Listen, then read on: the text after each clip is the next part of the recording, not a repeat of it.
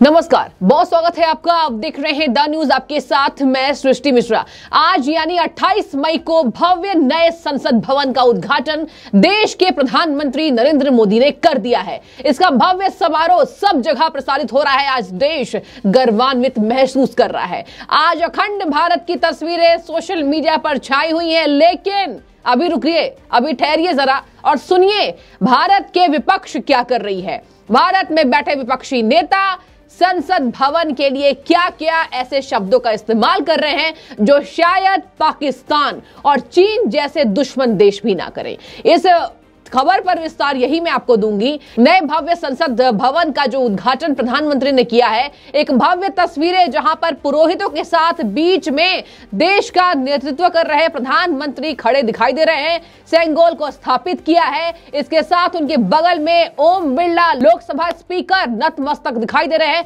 और प्रधानमंत्री भी उनके सामने नतमस्तक हाथ जोड़े खड़े हैं। लेकिन आज इन तस्वीरों को साझा करने के बजाय कभी ताबूत इसको दिखाया जा रहा है नए संसद भवन को, कभी राहुल गांधी का तंज, जिस पर मैं आपको मेन खबर दूंगी कि राहुल गांधी ने क्या कहा, जरा सुनिए। सांसदी चली गई है, अहंकार नहीं गया और गलत बयानबाजी नहीं गई है। इस वक्त की बड़ी खबर आप देख रहे हैं, राहुल गांधी ने क्या कहा, जरा सुनिए। आप सब भी अभी अपने मोबाइल फोन्स में संसद भवन की तस्वीरें जरूर देख रहे होंगे, क्योंकि आज एक देश के विकास में अग्रसर नए संसद भवन की स्थापना हो चुकी है। भारत देश के अंदर भव्य संसद भवन बनकर तैयार है। राहुल गांधी का ट्वीट सुनिए। राहुल गांधी ने 2 शब्द लिखे हैं, कह रहे हैं इसको प्रधानमंत्री राज्याभिषेक ना समझे। राज्याभिषेक मतलब दर्शक, जिसके पहले पुराने जमाने में जब राजा बनाए जाते थे, जैसे रामचंद्र जी की मैं बात करूं या जितने भी भारत में राजाओं का आगमन हुआ है, राज्याभिषेक मतलब उनके सम्मान में जब उनको राजा घोषित किया जाता है तो उनको पगड़ी पहनाई जाती है, उनको सम्मान दिया जाता है, पूरा समाज उनके सामने नतमस्तक होता है। अब यहां राज्याभिषेक का मतलब राजनीति में मतलब चुनाव जीतना है। राहुल गांधी ने क्या कहा, जरा सुनिए। प्रधानमंत्री इस उद्घाटन को राज्याभिषेक समझ रहे हैं। कांग्रेस नेता आगे लिखते, सांसद तो नहीं रहे तो मैं सांसद नहीं बोलूंगी, संसद लोगों की आवाज है। अगर संसद लोगों की आवाज है तो आप क्यों नहीं गए? संसद लोगों की आवाज है तो कांग्रेस नेता संसद को लेकर गंदी बातें क्यों लिख रहे हैं, बयानबाजी क्यों दे रहे हैं? आपको बता दें, संसद भवन का बॉयकॉट कांग्रेस नेताओं के साथ साथ भड़काए जाने के कारण 21 विपक्षी पार्टियों ने कर दिया है। हालांकि इनके ही कांग्रेस के लीडर आचार्य प्रमोद कृष्णन ने आज क्या कहा है, जरा सुनिए। पहले क्या कहा था, कल के बीते दिन ये कहा था कि प्रधानमंत्री उद्घाटन नहीं करेंगे तो क्या पाकिस्तान का प्रधानमंत्री आएगा, और आज क्या कहा, जरा सुनिए। राहुल गांधी को मैं नहीं कह रही हूं, देखिए आप ये मत समझिए मैं कह रही हूं राहुल गांधी को गधा। राहुल गांधी को गधा खुद कहा है आचार्य प्रमोद कृष्णन ने। उन्होंने कहा है आज देवता पुष्प वर्षा कर रहे हैं और भारत में गधे चिल्ला रहे हैं। गधे मतलब आपको बता दे, विपक्षी पार्टियों पर निशाना साधा। विपक्षी पार्टी में सबसे बड़ी कांग्रेस अपने आप को समझने वाली, वो भी बॉयकॉट कर रही है। तो क्या ये माना जाए कि आचार्य प्रमोद कृष्णन ने राहुल गांधी को ही गधा कह दिया है? क्योंकि राहुल गांधी तो बॉयकॉट कर रहे हैं, ये लिख रहे हैं कि राज्याभिषेक ना समझे और इसको संसद की आवाज समझे, देश की आवाज। अगर देश की आवाज है, वहां विपक्षी पार्टियां भी बैठेगी, तो आप सब वहां नदारत क्यों है? इसके साथ ही आपको बता दें दर्शकों, पहले 17 विपक्षी पार्टी बॉयकॉट कर रही थी, इसकी संख्या बढ़ गई, लेकिन उसमें शुभ बात यह है कि जो समर्थन पार्टी कर रही है उनकी संख्या भी तेजी से बढ़ी है, जहां पर कई ऐसी विपक्षी पार्टी ने समर्थन किया है और कहा है कि ये बेबुनियाद है। गुलाम नबी आजाद ने पूरा इतिहास पलट कर रख दिया, बता दिया कि ये तो चर्चा आज से कई दशक पहले हो चुकी है कि नए संसद भवन की जरूरत है। और देखिए ये जो संसद भवन है, ये 1000 करोड़ की लागत से बनी है, इसमें जनता के पैसे हैं, तो यहां पर विपक्षी पार्टियों को पेट में तकलीफ क्यों हो रही है,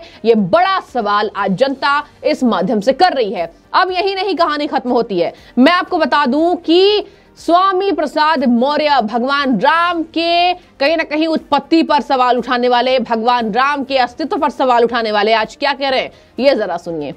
देखिए स्वामी प्रसाद मौर्य ने क्या कहा है। अक्सर भड़काऊ भाषण के लिए प्रचलित स्वामी प्रसाद मौर्य, जिनकी भिड़ंत हुई थी हनुमानगढ़ी के पुजारी राजू महंत दास से उनकी तस्वीरें भी वायरल हुई थी। और राजू महंत दास ही छोड़िए, स्वामी प्रसाद मौर्य को तो यह भी बता दिया गया कि ये कट्टर ब्राह्मण विरोधी, हिंदुत्व विरोधी भी हो चुके हैं। अब जरा सुनिए कि आज उन्होंने क्या लिखा है। पहले मैं आपको बता देती हूँ विस्तार की इस खबर का विस्तार क्या है, स्वामी प्रसाद मौर्य की मैं बात क्यों कर रही हूँ। देखिए, जो उद्घाटन हुआ है वहां पर हर धर्म के गुरु बैठे हुए दिखाई दे रहे हैं। कभी आपको बता दें हिंदू पंडित मंत्रोच्चारण कर रहे हैं, तो वहीं पर आपको बता दें मुस्लिम के मौलवी भी अपने मंत्र के साथ इस नए संसद भवन के उद्घाटन के लिए दुआ कबूल करा रहे हैं। वहां पर हर समुदाय के पुजारी बैठे हुए हैं, हर समुदाय के धर्म विशेष के लोग बैठे हुए हैं। लेकिन स्वामी प्रसाद मौर्य ने क्या कहा है जरा सुनिए। यहां पर भाजपा ने एक मौका नहीं दिया है, इसी वजह से इतनी तकलीफ बढ़ गई है। स्वामी प्रसाद मौर्य लिखते हैं, सेंगोल राजदंड की स्थापना पूजन में केवल दक्षिण के, जरा सुनिए, दक्षिण के कट्टरपंथी ब्राह्मण गुरुओं को बुलाया जाना अत्यंत दुर्भाग्यपूर्ण है। मैं चाहूंगी कि ये जरा तस्वीर देखें कि कौन कौन से ब्राह्मण गुरु को बुलाया गया है। लेकिन आगे सुनिए, यहीं ये नहीं रुक रहे हैं, आगे लिख रहे हैं कि भाजपा सरकार का यदि पंथ निरपेक्ष संप्रभु राष्ट्र भारत में विश्वास होता तो देश के सभी धर्म गुरुओं यथा बौद्ध धर्माचार्य, जैन आचार्य, गुरु ग्रंथी साहब, मुस्लिम धर्मगुरु मौलाना, ईसाई धर्मगुरु पादरी आदि सभी को आमंत्रित किया जाना चाहिए था। ऐसा ना करके भाजपा अपनी दूषित मानसिकता और घृणित सोच को दर्शाती है। यद्यपि कि भाजपा सरकार सेंगोल राजदंड की स्थापना कर राजतंत्र के रास्ते पर जा रही है, यहां इनको राजतंत्र समझ में आ रहा है। यहां पर सेंगोल को जो स्थापित किया गया है, जो अखंड भारत की तस्वीरें दिखाई गई है संसद भवन के अंदर, उनका तो जिक्र इन्होंने नहीं किया। और आज यहां पर इनको दिखाई दे रहा है कि सेंगोल राजदंड की स्थापना करके राजतंत्र के रास्ते पर जा रही है, अपितु दक्षिण के ब्राह्मण धर्मगुरुओं को बुलाकर ब्राह्मणवाद को भी स्थापित करने का कुत्सित प्रयास कर रही है। यहां भी कट्टरपंथी विचारधारा, यहां भी धर्म विशेष को भड़काया जाना अति दुर्भाग्यपूर्ण। ये मैं नहीं कह रही हूं, लगातार कमेंट्स कर रही है जनता स्वामी प्रसाद मौर्य के। आज देश के लिए इतना बड़ा दिन है, लेकिन आपको बता दे तुष्टीकरण की राजनीति, गंदी राजनीति, धर्म की राजनीति ये नेता करते नहीं थक रहे हैं। आगे आपको बता दूं, समाजवादी पार्टी से निकाली जाने वाली रोली तिवारी मिश्रा, आपको याद होगा रामचरितमानस के स्वामी प्रसाद मौर्य के गलत बयानबाजी के बाद पार्टी से नाराज रोली तिवारी मिश्रा, और मुझे अभी भी याद है एक और मंत्री इनकी थी ऋचा सिंह, वो भी समाजवादी पार्टी में कार्यरत थी।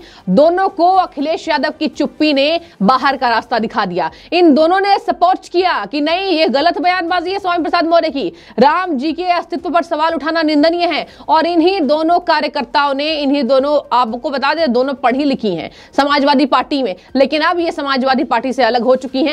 अब इन्होंने क्या कहा जरा सुनिए। रोली तिवारी मिश्रा ने, मैं आपको इसलिए बता रही हूं कि स्वामी प्रसाद मौर्य का चेहरा जो है वो बेनकाबा हो रहा है। देखिए, 4 धर्मगुरु वहां बैठे हुए हैं, मौलवी बैठे हुए हैं, एक पादरी बैठे हुए हैं, एक जो ये स्वामी प्रसाद मौर्य चर्चा कर रहे हैं दक्षिण के पुजारी ब्राह्मण, वो भी बैठे हुए हैं, सभी धर्म, और एक जैन समाज के भी धर्मगुरु बैठे हुए हैं।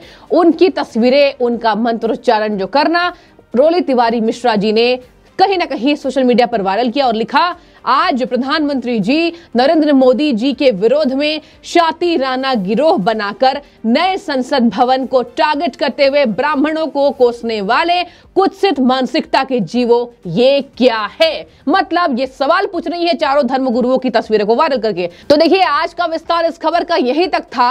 संसद भवन का भव्य उद्घाटन, आरजेडी इसको ताबूत बता रही है, आचार्य प्रमोद कृष्णन कांग्रेस को ही गधा कह रहे हैं, राहुल गांधी को गधा कह रहे हैं, और यहां स्वामी प्रसाद मौर्य की कट्टर विचारधारा कहीं ना कहीं प्रसारित हो रही है, प्रसार हो चुका है। लेकिन आपको बता दें जनता क्या लिख रही है, सब समझ रही है जनता।